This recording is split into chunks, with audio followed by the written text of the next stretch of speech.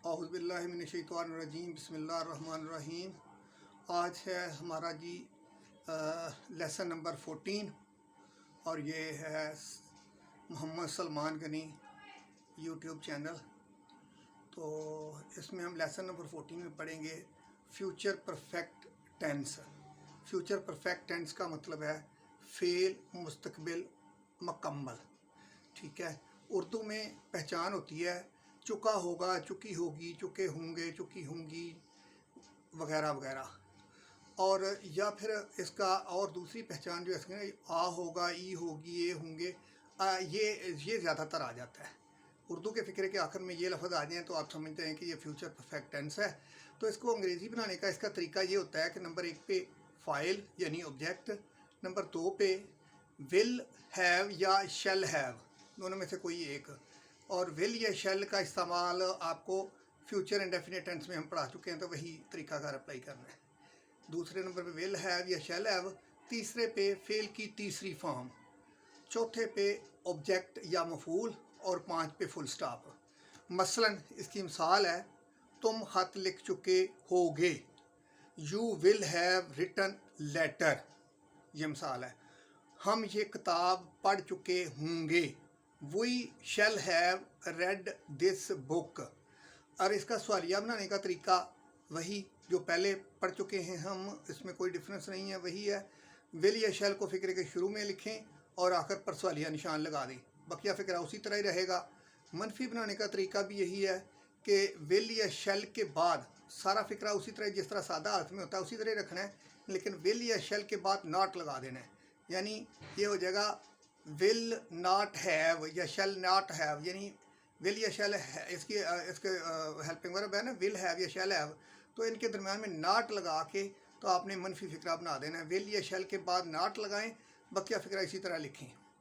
अब इसमें जो ज़्यादा समझने की बात है ना इस टेंस में, पिछले टेंस में हम पढ़ चुके हैं लेसन नंबर 13 में, तो इस टेंस में भी आम तौर पर इस टेंस में भी ऑलरेडी, नेवर, टिल और बिफोर अक्सर इस्तेमाल हो जाते हैं। तो दूसरा नोट इसमें है कि इस टेंस के भी फ़िक्रे के 2 हिस्से होते हैं।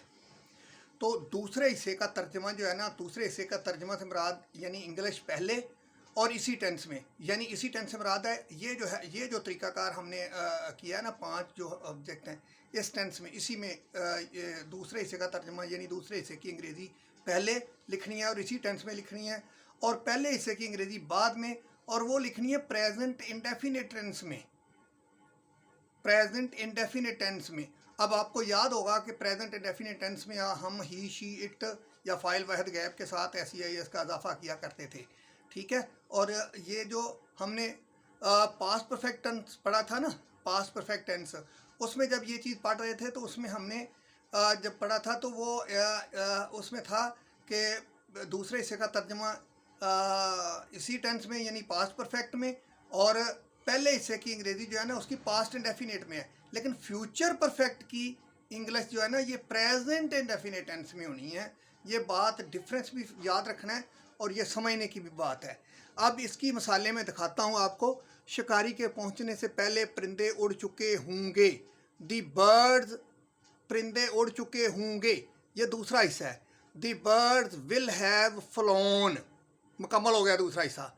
बिफोर, जैसे ये लिखा हुआ है, before the Hunter reaches, Hunter शिकारी वाहद है ना, रीचेज शिकारी के पहुंचने से पहले परिंदे उड़ चुके होंगे। The birds will have phloem before the Hunter reaches, बच्चों के स्कूल पहुंचने से पहले चपरासी घंटी बजा चुका होगा। द पियन विल हैव रंग द बेल, चपरासी घंटी बजा चुका होगा। द पियन विल हैव रंग द बेल, यानी दूसरे हिस्से की अंग्रेजी पहले, द पियन विल हैव रंग द बेल, बच्चों के स्कूल पहुंचने से पहले। Before the children reaches school, हमारे स्टेशन पर पहुंचने से पहले गाड़ी निकल चुकी होगी, गाड़ी निकल चुकी होगी, ये दूसरा हिस्सा है तो इसकी इंग्लिश पहले। The train will have gone, इसी टेंस में, the train will have gone before we reach, अब रीचेज नहीं आया क्योंकि वही आ गया ना, बहुत गैप नहीं है। Before we reach the station, ये टेंस इस तरह से मुकम्मल हो गया। इसका डिफरेंस फिर एक मरतबा सुन लें कि जो पास्ट परफेक्ट है उसमें जब ये दो तरह फ़िक्रे के दो हिस्से होते हैं ना, तो उसमें दूसरे हिस्से का तर्जमा तो वो पास्ट परफेक्ट में ही होता है, जिस तरह इसका फ्यूचर परफेक्ट में हो रहा है। लेकिन उसके पहले हिस्से का तर्जमा पास्ट इंडेफिनिट टेंस में, यानी कि उसमें दूसरी फॉर्म इस्तेमाल हो जाती है, और इसमें पहले हिस्से का तर्जमा बाद में यानी अंग्रेज़ी, तो वो प्रेजेंट इंडेफिनिट टेंस में। ये बातें याद रखने की हैं, ये बात याद रखनी है। इसमें बाकी बहुत सादा सा और सीधा सा टेंस है, इंशाल्लाह ताला याद हो जाएगा। ओके, अल्लाह हाफिज़। बाकी आप ये मोहम्मद सलमान गनी यूट्यूब चैनल जो है ना, इसको सब्सक्राइब करें, तो इंशाल्लाह ताला हम इसी तरह से सादा और बड़े अच्छे अंदाज में समझाते और पढ़ाते और याद करवाते रहेंगे, और इसकी प्रैक्टिस भी करवाएंगे। ठीक है, पहले कंसेप्चुअली मैं पढ़ा रहा हूँ, उसके बाद फिर इसको हम प्रैक्टिस भी करवाएंगे। और ये इंशाल्लाह ताला जो tenses, active voice, passive wise, direct indirect, grammar, इनको ऐसे ही कर देंगे जैसे आज बार होती है। आपको कोई प्रॉब्लम कभी नहीं होगी इंशाल्लाह ताला। ओके, अल्लाह हाफिज़।